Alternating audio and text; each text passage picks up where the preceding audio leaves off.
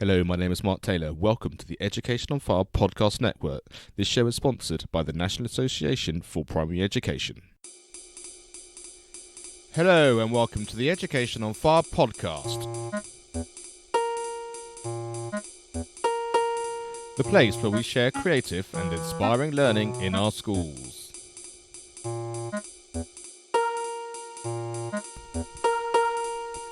Season 6, Episode 95. Hello, welcome back to the Education on File podcast. My name is Mark Taylor. Today I'm joined by Peter Cansell, who is my resident education expert and fellow executive committee member of NAPE. So hi Peter, thanks for joining me again today. Hi there Mark, good to see you, speak to you. So we're going to be chatting a little bit about Peter's thoughts on the season so far of our literacy and English and literacy season, and also a little bit about how some of the NAPE podcast is fitted in very nicely with this, with our recent Schiller lecture, which was given by Professor Teresa Kremin. And so where would you like to start, Peter? What's been your thoughts so far of how the season's been progressing? I thought it was a great season, actually, because I think that the various bits, the episodes that you recorded, it was like having a series of stories. And I thought how appropriate for a season about English that we've got a storytelling session going on. And I just loved it, actually. And it just made me think in a wider sense about how ironic that we've got the restrictions on the curriculum have narrowed it down, and I bang on about the narrowness of our curriculum so much. But the one area where the narrowness has enabled us is to have those core subjects of English and maths, etc., still existing. So English is still there as part of the curriculum, and yet all of these stories were about breaking out. Were about how within that narrow curriculum, it's even narrower for a lot of people within English, and that you need to have that excitement. You need to break out. And I think you mentioned at one point about people having to going through the process of learning the grammar and all the rest of it. There was an article that you referred to, and it was a primary first article, I think, the NAPE journal, and it was just talking about being more creative in the way in which you learn grammar. Why are we having to tell people to do creative, exciting things in English? The one area that's remained constant, but it's not. It's been narrowed down. So it was heartening to hear these exciting things going on. Well, I'm really pleased to hear that, because one of the things I wanted to speak to you about is, as an ex-head teacher and someone who's been involved in schools for so many years, what's your perception of what happens when you say, and now you have to do English, and especially within the current confines of the curriculum? Because I know for my kids, having been through school, there was a little bit of that kind of, we have to do English first thing. And that's a long way removed from some of the conversations I were having from people like Simon Hunt, who, talking about their poetry and travelling across the world and speaking at the European Parliament. So I'm curious as to kind of what you think those perceptions are of kind of what has to happen when it's now English time.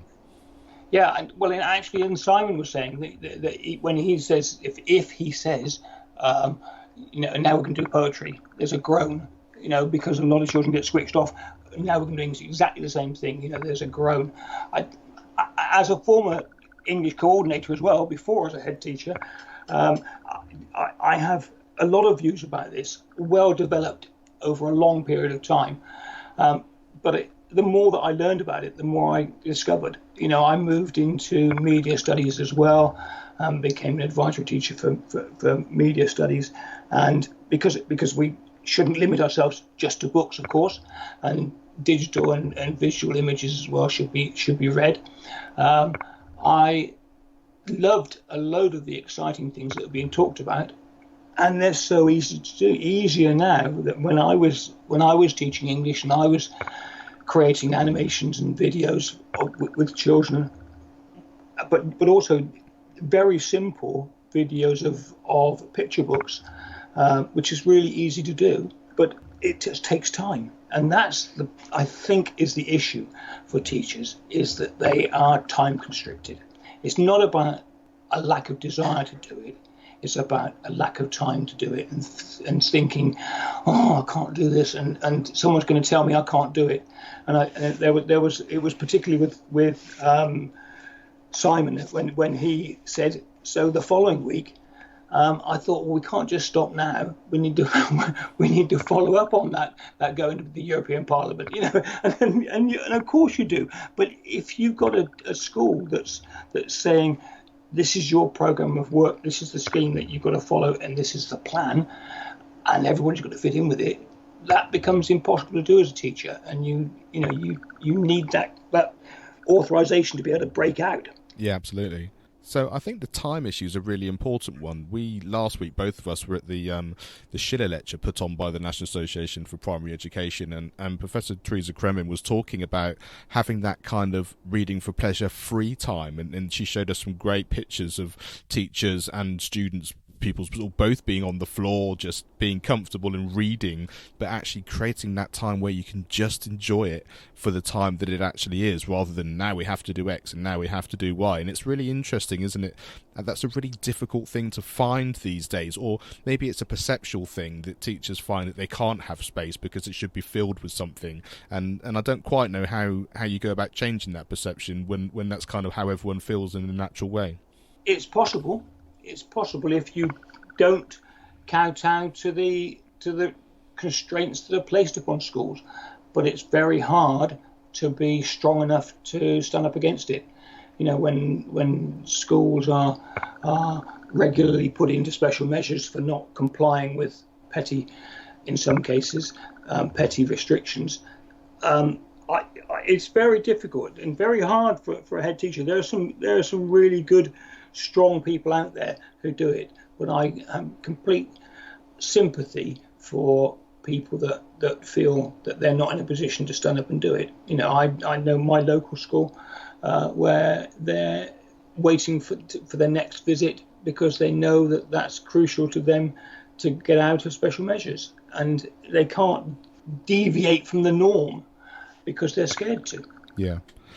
Well, I really hope, that's the reason that Education on Fire was set up originally, was because I wanted to share these, not just good practice even, but just the fact that you can hear other people are doing it like this, or other people are doing it like that, and they're being successful, and they're being supported from their schools, or there's an outcome there which is something which you would feel is desirable for you, even if you're feeling like your hands are tied slightly. So I hope that as they sort of hear all these different people talking about how they've gone about teaching within their school, that it just gives you a little bit of hope and support, really, that actually you can do it, even if it's only in a tiny way, and enables you just to give you that bit of freedom. And whether you're a head teacher who wants to be able to sort of lead from the front in terms of saying, no, you can do that, or if you're a teacher who's not quite sure what they should or shouldn't do, at least you can say, but I've heard this, and this has been in my experience, and I understand that this has happened in this place. How could we try that? At least it gives you a frame of reference to know that it is being done and well received elsewhere. Yeah, and that was what came out of a number of the speakers. Actually, was their feeling that they had a mission to enthuse teachers, to help people to get to lift themselves out of this sort of narrow constraints, and to make it more exciting for children, and to celebrate children's work. That was something that came across from all of the speakers. I thought was this notion of children needing their work celebrated, and I think we'd all agree with that. Yeah, and I think it goes back to really almost the first season of when we launched the podcast, was the fact that we wanted to have that sense that actually, if you do what you know is supportive for children, if you can enthuse them, if we can all be working together in a learning environment, everything else does fall into place. But we do understand how difficult that is, like you say, when you've got an Ofsted inspection coming, or when you think it needs to look a certain way. And like I said, it's incredibly difficult, but hopefully some of that support we're able to bring through, and hopefully, as well as hearing those interviews of people that have done it, actually feeling like it's what you want to do. It's almost like a revolution or sort of a movement from the ground up. And I think it's the sort of thing we were chatting just before we came on air about the fact that the interview I did with Richard Gerver on the NAPE podcast last week was very much about that we have a little bit more control than we think we do, even if it's only those sort of small measures that we can do on a daily basis. Yeah, and mention of Richard, I love listening to Richard Gerver. I think he in my mind is Ken Robinson's representative on Earth. And he just speaks such good sense, and is such a lovely chap. I think that was a real coup to have him speaking, actually, and well done to you on that. And one of the things also which was really valuable, I think, from the series, is the number of different sources and resources that were available to people. Like if you look at the Lit Film Fest website, where there is a great range of projects, 35 hours of free projects available out there, and with all sorts of different topics available, talking about sustainability, food, values, poetry, all sorts of a range of approaches. And I think that people need to know about that. People need to be, one shouldn't be too hard on teachers. They do know about these things. They just need reminding that they're there and that you can break out. You can take a different route. I think the great thing about talking to everybody, sort of hearing the voices and seeing the people behind these organisations and some of the amazing things they're doing is also that, like you said, even when you know they're out there, but it gives you a great framework of knowing this is where we're heading. Because I can understand as a teacher feeling like I want to do something different rather than being sort of welded to our desks, but I'm not quite sure what to do. And actually knowing that you can go and look at this website, or you can be in contact with this person, and there's a whole wealth of things that you can be involved in, it just opens the door, but it gives you structure, and it gives you a timeline, it gives you a plan of what you want to do in a very exciting way. And one of the things that's come through with a lot of these things is the whole sort of idea of children wanting to be YouTubers and that kind of thing. And I think sort of embracing what it is that they're enjoying and what they want to do, but in a safe environment and in a very creative and an education environment, it really is a win-win, which I think is one of the themes which has come through quite a lot so far this season. And also making the activities real activities, things that people want, that children can see a purpose in doing. But also, when you're writing a script for a YouTube video or something, you can see that you need to do that, because otherwise you don't have a script, and you don't have a video. So those things that doing things for a purpose, the whole learning process, is so important, I think. Yeah, and that's one of the things I liked when I was chatting to Emmy and Taryn when they were talking about the fact they will then read your story as part of their YouTube channel. They said, they can only sort of do one or two of any class that might get sent through, or the teacher can pick out the one they'd like them to do. But the essence that actually something is going to happen beyond this piece of work, which they might have taken a few days or a few weeks to do, is, like I said, it just brings it to life, doesn't it? And it has a real purpose. If you can do that on a regular basis, and everything has purpose and meaning, then that's what we're learning for, isn't it? We're learning to give ourselves the tools and the experience to be able to then use that as we grow up, I guess. Yeah, and I thought the fantastic thing that they were doing was echoed in some of the other ones, the collaborative learning. Actually, one of the things that they talked about was about rolling out a long piece of paper, a long roll of paper, and all the children was sharing that piece of paper. And I thought that reminded me of when I worked in Oxford, and we used to go to the OUP print works and get their end of rolls, which were weighed a ton. Actually, they were very heavy, but they couldn't use them on their machines any longer. But they were probably about 200 or 300 foot long. They were massive pieces of paper. So you could just struck me that you could actually make use of things like that. As teachers aren't aware, going to print works, they have end of rolls of paper that are really valuable in school. and to do something like that. Somebody else mentioned about doing that as well. There was another speaker that talked about having rolls of paper. They did, yeah. I think that might have been Simon again talking about when they were doing their poetry, and I think the collaboration word is such an important one, wasn't it? Because it just fills me with a different sense of understanding. That kind of, I'm now sat on my chair at my desk with my book and my piece of work, as opposed to, and here is one very long piece of paper, and we're collectively just putting ideas down, we're bouncing ideas off each other, we're just going with the flow and seeing what happens. Just the whole essence and the energy of what you're trying to produce is just completely different. Yeah, and that link, that collaborative learning idea, I thought was great, and they also picked up on it being child-led as well, going what the children wanted, and it reminded me of Mantle of the Expert stuff that we've talked about in the past. As being very much child-led. But what you were saying about, not sitting at your desk or, getting out and doing things like that, but that was picked up by Tactivate as well, wasn't it? Yes. They were talking about, really physical activity, physical learning, active learning going on.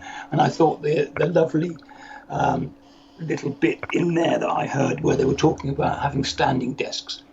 So there were the idea of there being desks which are at higher level, so children didn't have chairs to work at them.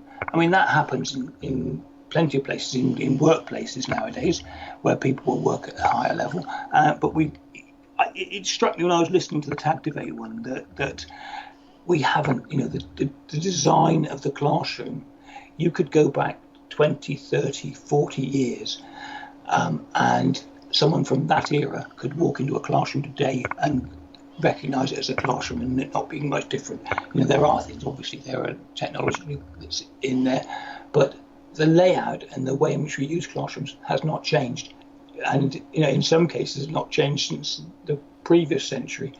So I think there is a time for people to look at the way in which we use classrooms. There have been a few attempts, but the design of the classroom, we're in a different world, and we could be doing it in a totally different way.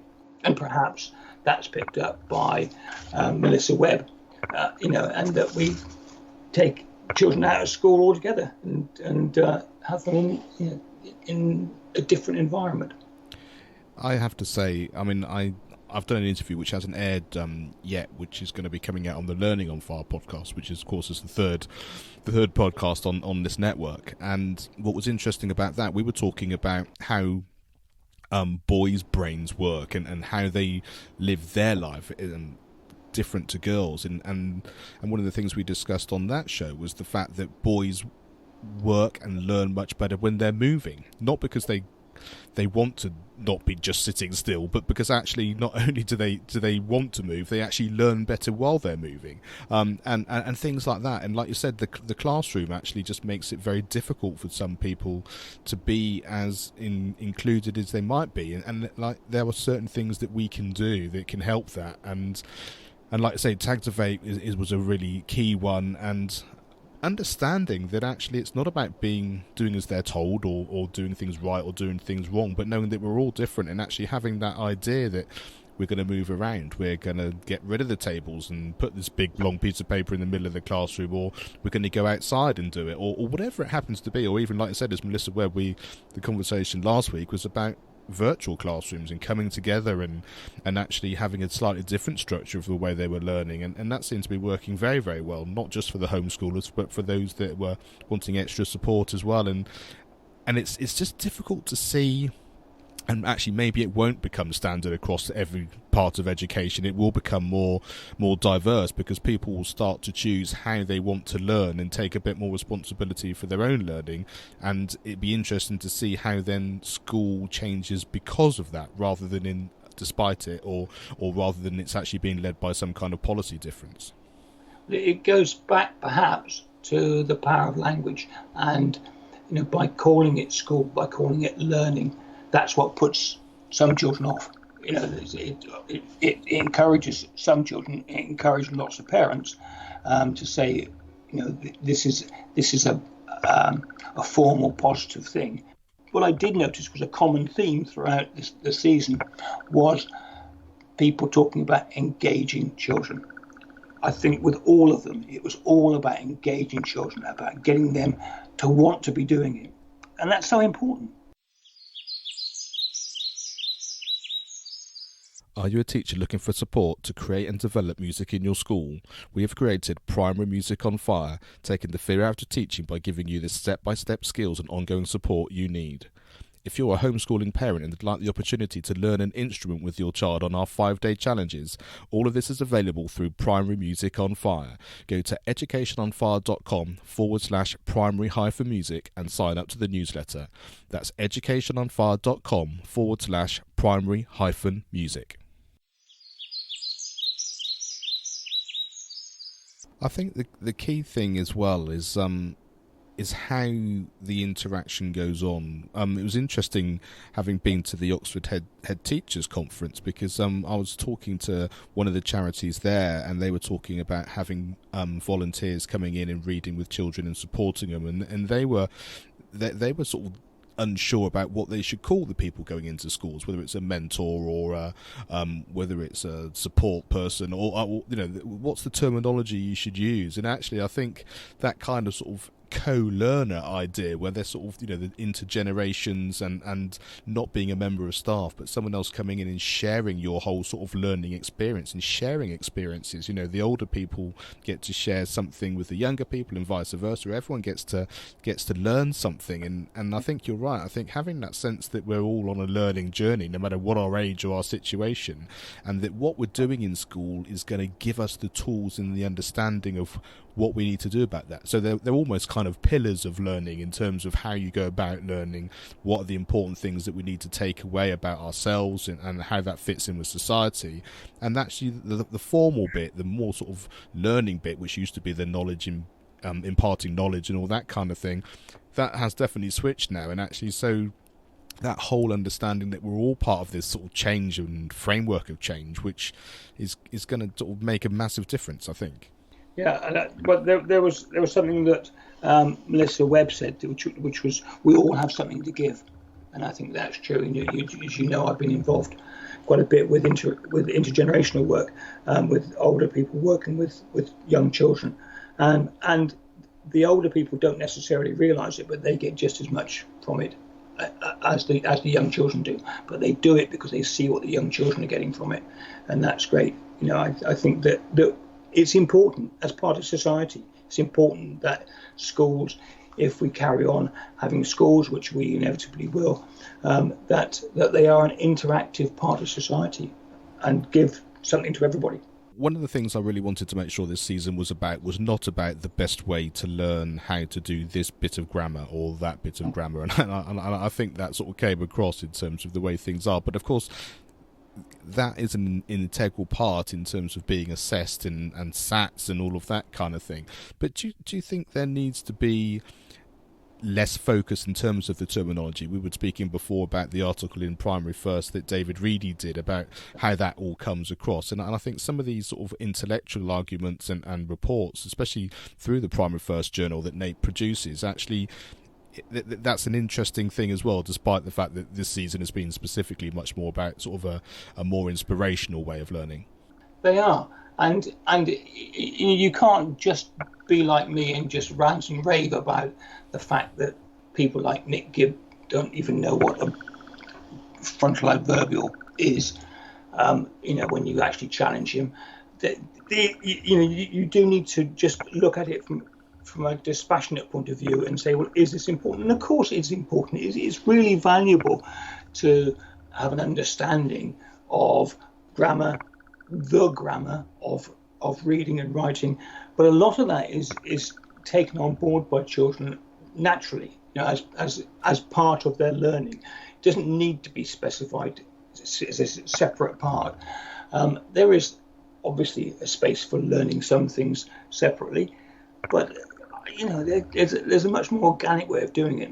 And one of the speakers was saying about, I think it was Simon who was saying about learning about poetry and learning that actually you don't need to put a full stop at the end of a line in a poem, But you need to know what full stops are for in order to be able to say, I don't need to have a full stop. And that's what he was saying, that, that somebody had said that poetry was about breaking the rules of grammar. And you can't break the rules of grammar if you don't know what they are. So a lot of that is learned, but in a way which is engaging. And that's the difficulty that one has with the imposition of the grammar, the spag stuff, and phonics as well, is the way in which it's imposed upon the learning, as though it's a separate, standalone thing which has no relevance to anything else, but it's got to be learned. And that's what rocks my boat, really, is just trying to get away from all that. Yeah, and you can understand why that's so hard, isn't it? Because, like you say, when the assessments are coming through and there are things that have to be assessed and things that are marked and what you're going to be judged on, you can see why that becomes the focus. And as we've said before, hearing people say, but if you don't put a full stop, but you could have done, or in a different scenario that would have been what you were supposed to do, then you have learned it anyway. And as long as you can articulate it in those terms, then I think that learning has obviously then gone into the child anyway, which is the most important thing. And listening to Daniel Phelps talking about his book, that whole idea of actually the inspiring bit, and the fact that he was using his sort of science and then the stories of those things that were really important to him to actually eventually create a book that's actually now been published that can actually children can use and learn, and that's an interesting thing too. And I think just sort of having these sort of passions that come through from a teacher back to the pupils again, and they can learn so much from that way. I thought that Daniel's stuff was really exciting. When I first spoke to Daniel a year or so ago, I think I spoke to him about the whole idea of what he was doing. It really excited me, because I've long felt that we don't exploit the power of narrative sufficiently to support learning. And that's exactly what he was doing, using memory hooks, using humour, using characters learning to pass on their learning, all those things. Because even on a very basic level, if you look at the way in which people who can do what are seen as quite significant memory feats, one of the things that they do is put the series of things they've remembered into a story. And that's, it makes perfect sense that if you can do that, that's going to make it actually lodge better in the brain. But it also enables you to make sense of it. If it's within a story that explains what it means, that makes sense to children, and they can take that on board. And it gets away again from this idea of the formal learning situation.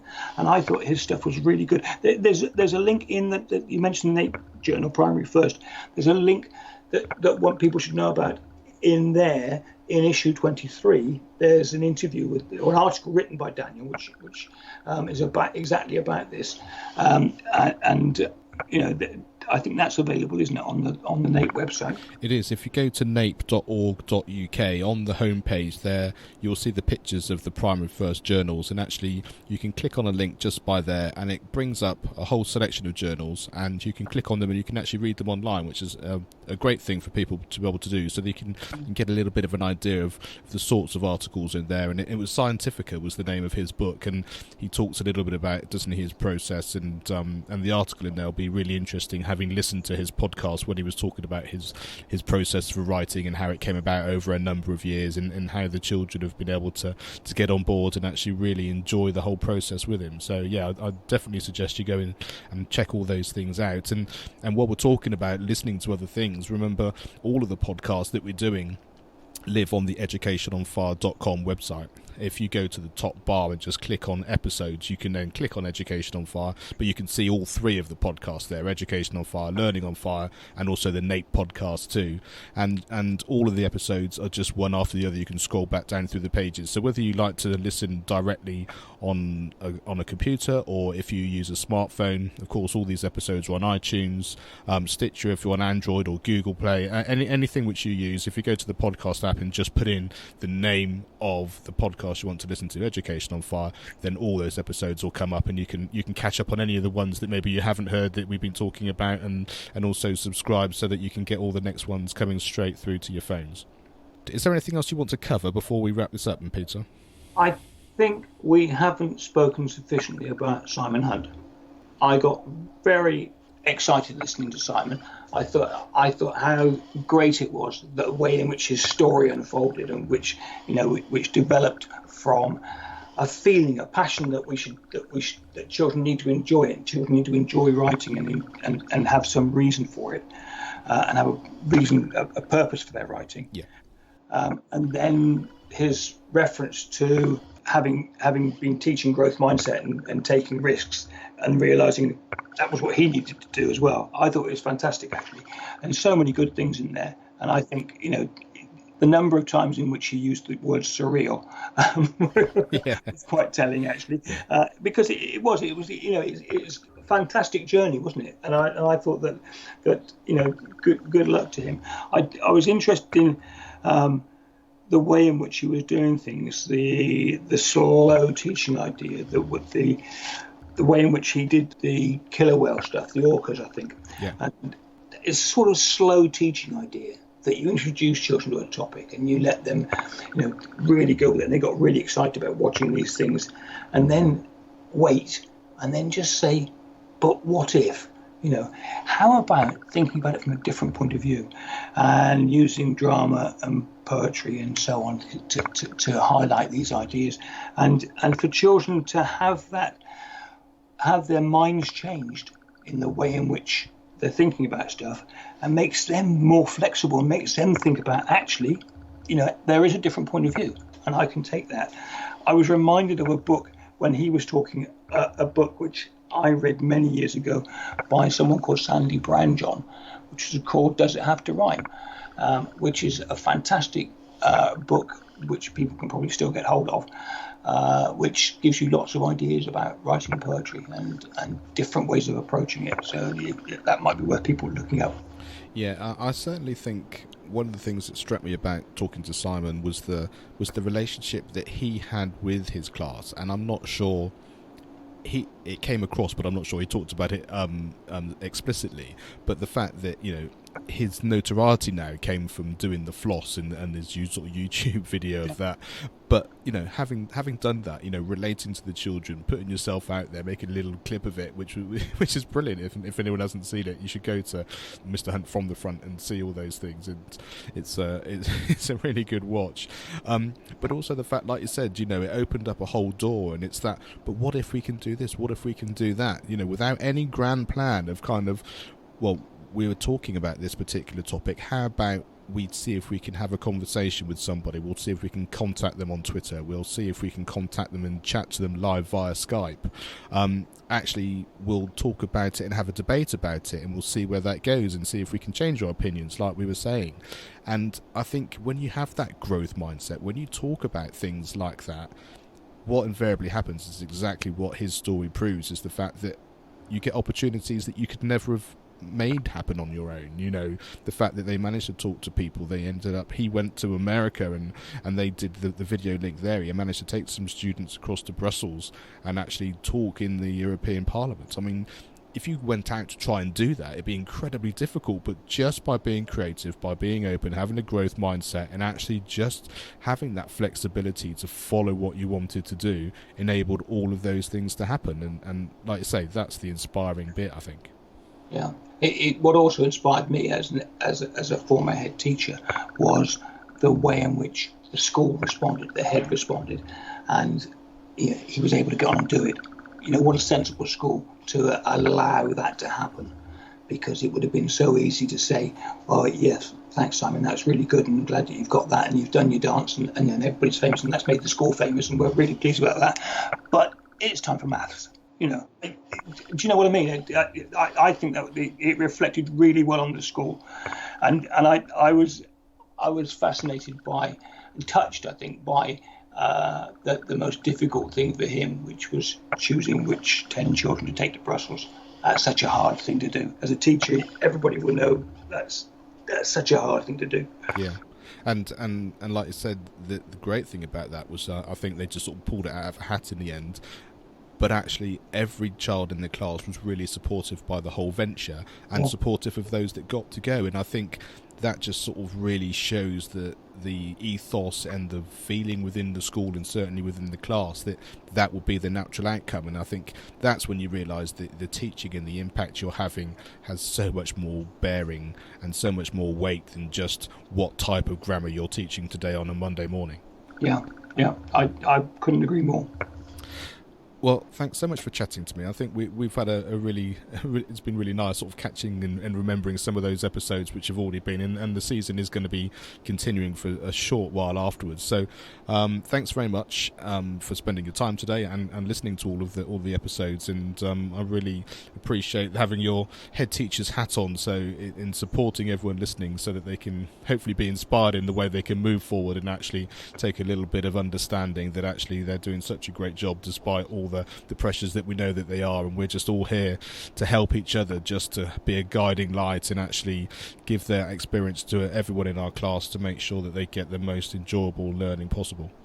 Yeah, and empowering children, as Emmy and Terence said, the Enchanted Wanderers.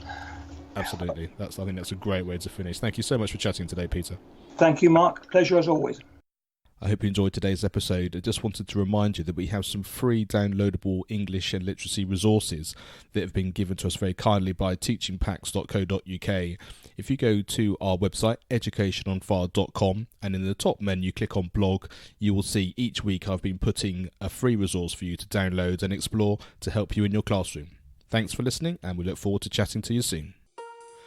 Thanks for listening to the Education on Fire podcast. For more information of each episode and to get in touch, go to educationonfire.com. Education is not the filling of a pail, but the lighting of a fire.